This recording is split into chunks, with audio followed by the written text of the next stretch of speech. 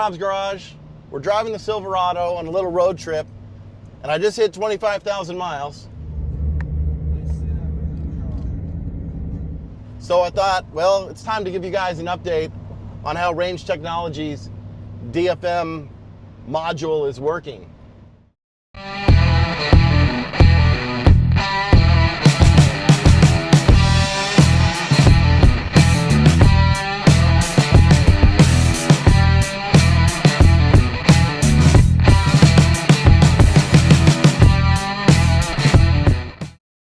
Welcome back to Robb's Garage, where we maintain, repair, and upgrade the likes of Chevys, Land Rovers, Ferraris, BMWs.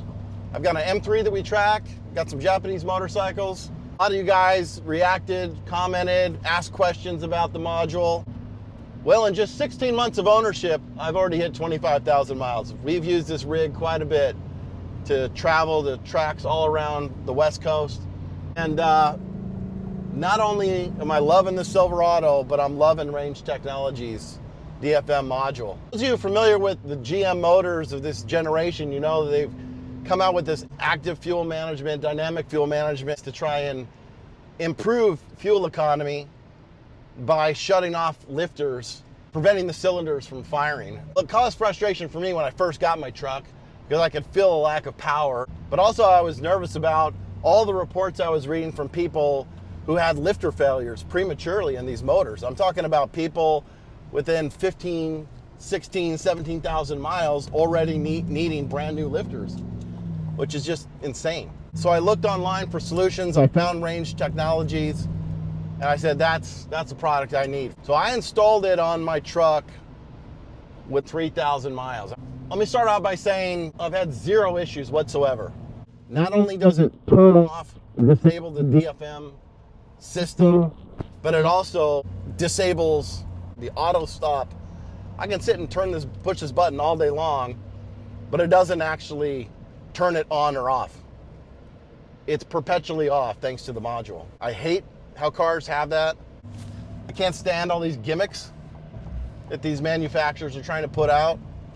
While I understand, and appreciate the environment and wanting to take care of our earth, I'm all for that, but these systems don't really have a major impact. All it is a nuisance, and it's causing premature failure, whether that's on lifters or with this auto stop feature, it's with starters. Not to mention the wear that creates inside the engine.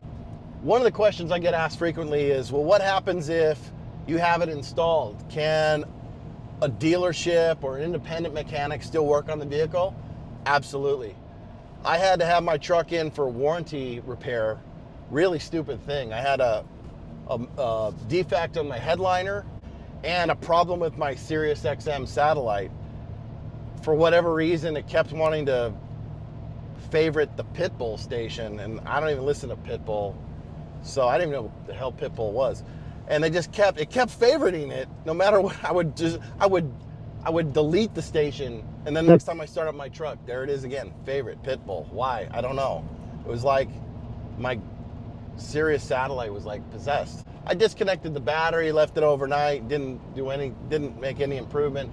So I took it to the dealership to try and diagnose what the hell was going on with the Sirius XM satellite. They eventually did some kind of hard reset, got it fixed, and they had to order a new headliner and install that. So my truck was at the dealership for this warranty service for 3, maybe 4 weeks.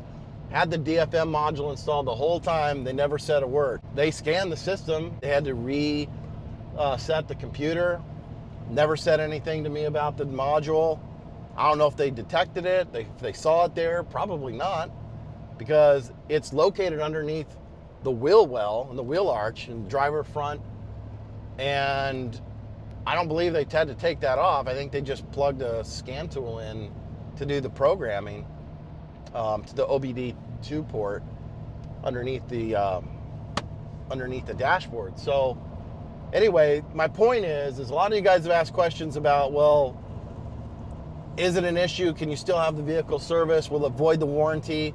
And I'd contact Range if I were you, if you have questions about it and what they'll back up in terms of supporting manufacturer's warranties, but for me personally, in my experience, no issues whatsoever. The second thing a lot of you guys ask about is fuel mileage. I'll admit I'm not going to be the best barometer for determining if it has an impact or not on your fuel economy, and that's for two reasons. One, shortly after getting my truck, I wanted to get a solution for the DFM because I didn't want to create lifter failure issues. So I didn't have a lot of history on fuel economy to go off of. And second of all, I use this vehicle often for towing or just for short distances around town. So by nature of that, I'm not going to have very good fuel economy to start with. But if you're interested and you want to compare my fuel economy against what you're getting, I can tell you I'm averaging 12.9 miles per gallon for the life of the vehicle. So 12.9 miles per gallon is not great. I'd be curious to know what you guys are getting out there with similar experiences where you're using your truck for similar purposes like me, which is, again, a lot of towing and a lot of short distance in-town traffic. So post in the comments and let me know what kind of mileage you're getting without the DFM module, and we'll be able to compare against mine, where I've got 12.9 miles per gallon. Now, of course, it varies depending on the trip.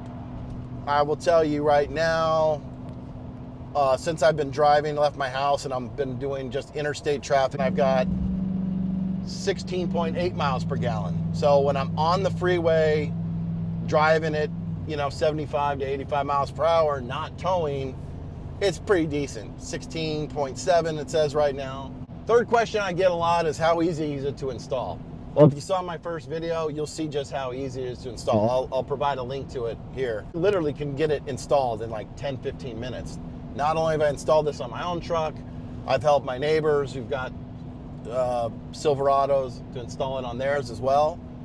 10-15 minutes. The biggest advice I have is to make sure that you fit that module directly into the computer hardware as good as possible, because if it's loose at all, it can cause a check engine light to pop on. It happened when I worked on installing this on one of my neighbor's trucks, and it came on at first, and then I felt embarrassed. I'm like, oh man, here I am recommending this product, and we install it, and immediately he's got a check engine light. Well, I took it out again, and then I took it off, and then I reinstalled it, and I made sure it was properly seated on, and that check engine light went away. So in terms of installation, very simple, very straightforward. Watch my video if you have any questions. Similar procedure is going to apply to any one of these GM vehicles. It could be a Silverado, a Sierra, your Tahoes, etc., Escalades. But if you've got a lifted version like I've got with the Trail Boss, it's a lot easier to install because you won't even have to remove a wheel. If you've got something that's kind of got standard ride height with no lift or anything, whether it's factory or aftermarket lift, you will likely have to remove a wheel to get into that wheel arch and open up the wheel well cover, the splash guard a little bit. And another question I get from people is, well, how does this work with like pedal controllers, throttle controllers? Are you able to use the DFM module and a pedal controller? Yes, you can. In fact, take a look at mine here. I've got amped pedal controller. This is also actually a product from Range Technologies. Range is owned by Holley, for those of you who don't know. And I'm able to, you install a wire on the back of your pedal, your throttle pedal, and then through Bluetooth, you can control this and program it on your phone, on an app on your phone. I've got this configured with the DFM module and K&N cold air intake, and I know I'm gonna get a lot of haters in the comments about cold air intake. I know there's huge debates out there about using factory airbox versus cold air intake.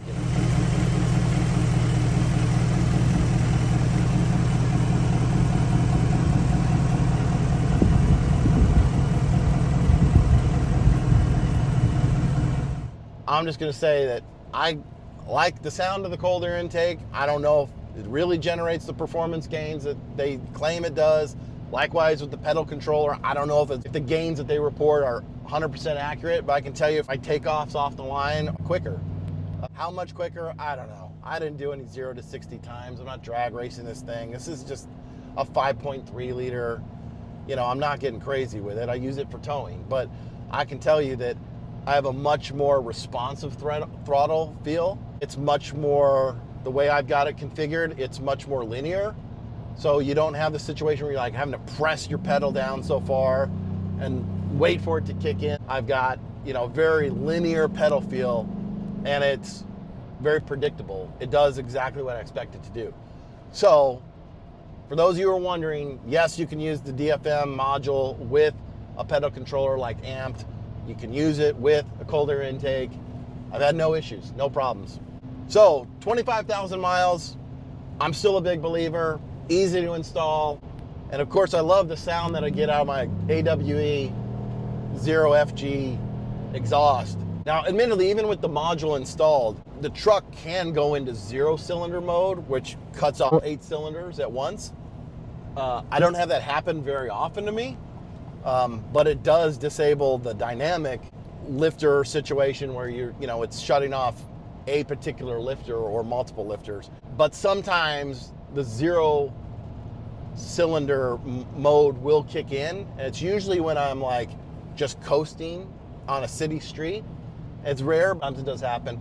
And Range, when I reached out to them and asked them about it, they said, well, they were having issues trying to deprogram that out with the module. But they are working on that. Range does have a new version coming out soon, and yours truly is going to preview it.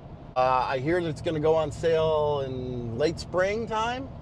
So as soon as I get my hands on it, I'm going to install it in the truck. Make sure you subscribe so you can find out Robb's review on the new product that Range is coming out with. It's not only going to do what the current DFM module does, but it does much more. I'm looking forward to testing the product, and I will share my honest review and feedback with all you guys out there. So thanks a lot for watching, guys. Appreciate your support. Be sure to like and subscribe. I'll see you on down the road.